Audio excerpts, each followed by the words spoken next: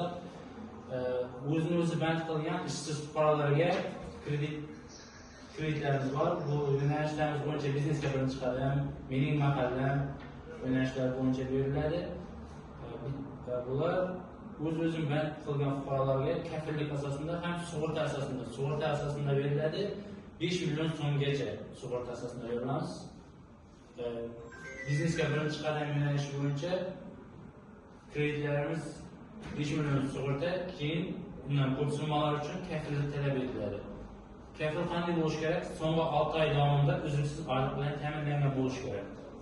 Mening mahallam kredit yo'nalishida shunday 5 million so'mgacha sug'urta asosida, 50 million so'mgacha kafillik asosida beriladi.